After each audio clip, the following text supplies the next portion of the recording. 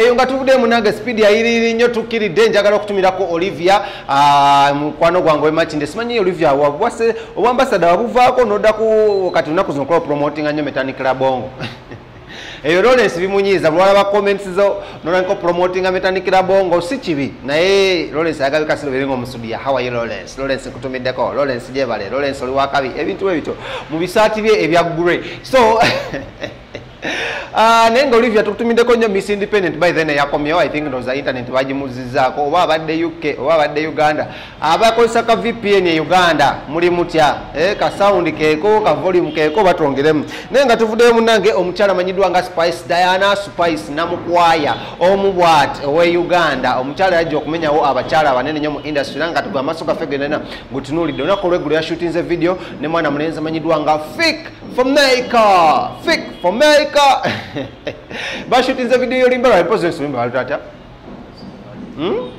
nenga lwakabi sikyo olimba lwakabi batuganya okwogera erinnya lyabwe ne tujja kuba tulibabulira naye nga olimba lwakabi nnyo era nga munange twamuguddeko wali ate endeje mu warehouse nga bashutinga video eno netugezako okuba nga twogerako naye omukyalo namanyiddwa nga Spice Diana ne Fik Famaica era munange kyenewukiza ku video shoot eno manager Roger yabaddewo ku lwa Spice Diana ne Lydia Jazmine teyabaddewo ku lwani ku lwa Fik Famaica awo nenkyewuunya ne Fik Famaica yaganya obyogerako yanyiize gye nga tumbuliza ku bya Lydia Jazmine ekyanga abo n'agamba mwe munonya mawulire mabi biki tugezako promoting aluyimba ate mwe muleeta bya Lydia Jazmine wakye mubuuza ku Spice Diana ne tugamba owaayi katukole ki katusirike but don't forget muno nosuye luyimba olusoose okubeera Spice Diana nga akola ne Fik Famaica they have so many other projects ze bali bakozekera nga neri mu karantini twawalabako nga Fik Famaica akyalira ku Spice Diana n'akyalira ku Fik Famaica kwegamba ne bamingolinga ne badangalinga ebintu ne bikola ki nebeerawo ebityo sinyaga kutusaako Spice Diana ne behind the scenes nga wazirabaawo Spice Diana adanyumye nnyo by the Spice Diana in a sense of fashion era njagala okutumirako nnyo Spice Diana team Spice Diana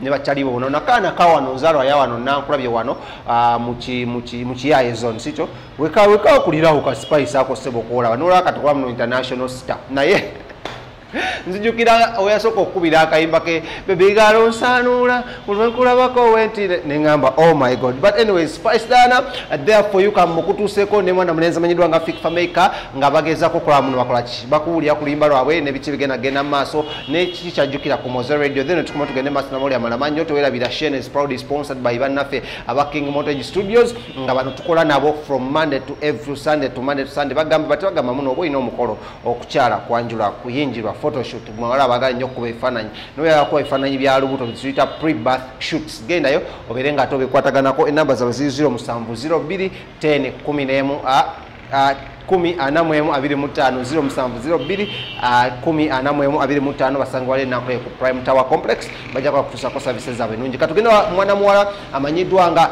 Spice Diana then tugenda kwa tukumona mole amalamanyi tuva wano ku Celeb Jazz with me the king himself King Smith Spice Diana alongside Fik Famaica yeah man sense of what na fake sense of what omwaka kubasaza kwa this is the first time okukola bamuli babiri really what's going on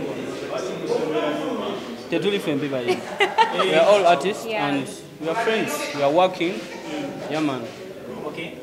Could you please, in details, the two of you? Tuli ku video shoot, like you can see. Ekyo musanze tukola. Tuna project tugenda okuta anytime. Audio twamukola ndoza mu 2018. 2 years ago actually. Olimba la filibaddewo.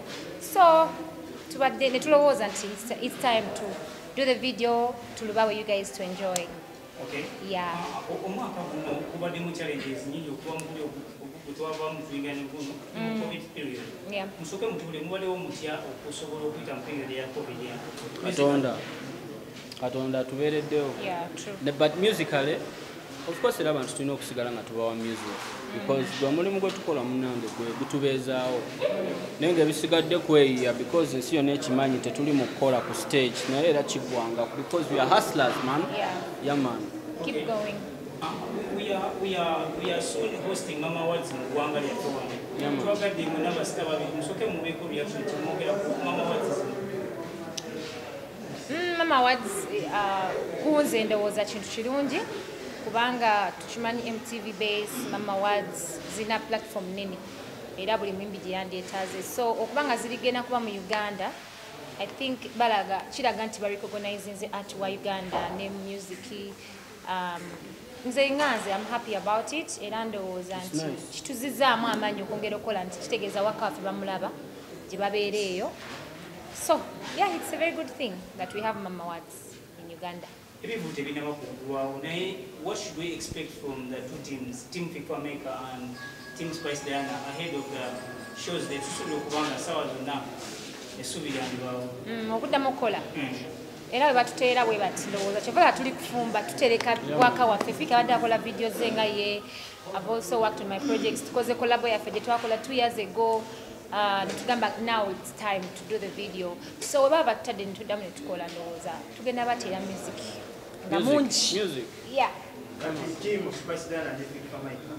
Who managed the idea?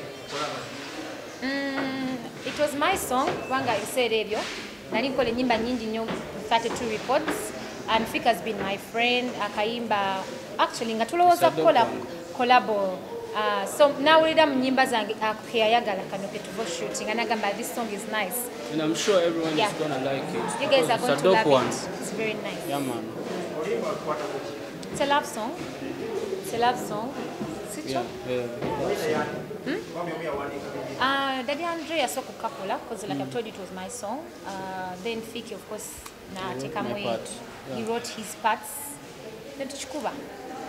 What you say okola video.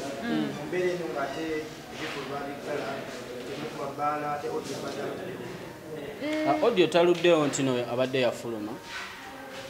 So actually I'm not there's a lot of when we are going to release the song but anytime olimba lujja kuba lufuluma. This is how it works for abayimbi tukola music nabeerawo then tuvola ba audio solo kubanga yakolebwa amabega right now we are cooking to release so even the video we are just working this is behind the scenes time when we are to send to we are going to release it might be next week wotuliranga twagala duba watujja bino kubeera nga biri ready exactly so how are we able to pass through this COVID situation? As in? Like, mugina kola mutya okusobola okuyita mu COVID period and musically? Neka tubaddewo almost 9 years. Sorry, 9 months. Mwaka mulamba actually it's almost it's a year now. First of all, Katonda kastabira nga ali kusaidia tewali kigana. Secondly, tuli bayiribi, we are hustlers tetusobola kulemwa mbeera. Thirdly, tubaddewo for a year now, for almost a year now. So inshallah kijja kuggwa mu buli ngeri yonna gye tusobola okufunamu ssente wajera tugafunanga kiggwa weno video buza ziga sente mekaze tumuwadde naye mukama atubeererawo ate tumanyi nti twajja kukola twajja kwebaka nti nebabanga fe sector yaffe bakyalisibye ate sector endala zikola tugamba nti tulina okuyiyiza mu mbeera ate esinga obubi tuggyemu ebirungi tulina kwebaka nti olwoka bakusibye obeere waka webaka ennoomu olina osigala ng'opambana ng'oyiya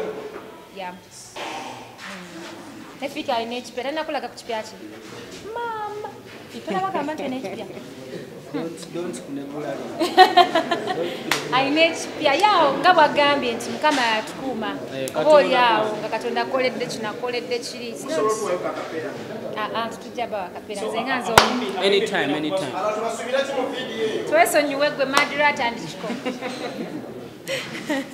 mwenga bayimbi bafa be Uganda mwetegese mutya okubeera nga mugenda kola continue kukola ku 9 shows zino amidst COVID period olwensonga nti internet yaffe ebadde ennaku zino eri bwetu mwetegese mutya okutereeza ensonga eno anti munange ebya internet sife tubikwata yatusukkako entegeera ekitegeera so online shows tugenda zikola tutya mu ngeri yonna nesoboka internet baba bagikuttemu era tewali kyakukola abayimbi temutuwa buvunaanyizibwa bwa buli kimu yaman fe gwaffe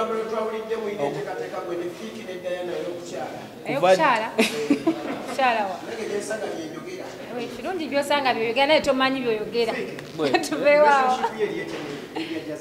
relationship tebirimu wane tuli mu bya music kyovola bonsanze ku video shoot ndi ku video shoot ate bya relationship ajja bakyalire mu maka gaabwe nja kusanga mu biseera byange by'eddembe ombuze ku bya relationship you know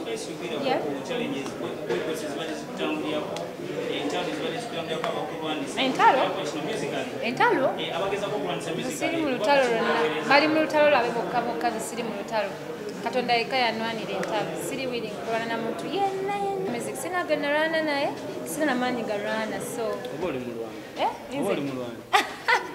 nwanagana nange because I want to be better every day nerwanisa nganze I want to be better every day sina manyi garwana n'abantu so anwanisa amanyi ali mu lutalo bw'omu bw'ati ngomanya olutalo lw'omu pena menyekannyo keep guys supporting the music mwebale kuwagira music wange mwebale kuwagira music wa Spice Diana mwebale kuwagira music wa Uganda fetugenda nsigala nga tukikuba mu mbeera we love you all bloggers thank you guys bambi first of all muze wano ku video shoot yaffe I don't think tuba there day 10 naye mwefiriza obudde mbadde naffe since morning bambi thank you mukama batukuumire tusigale nga tuli wamu nga tukolera wamu era abantu mbagambe nti tugenda kupowa mwaka mulama nga tukola naye tugenda bakuba hits ku hit ono alina kati buligita kwe sabula buligita mbakubye kukwata wano kokonya byonna mu lockdown so tukyaliwo we still standing and so strong than ever.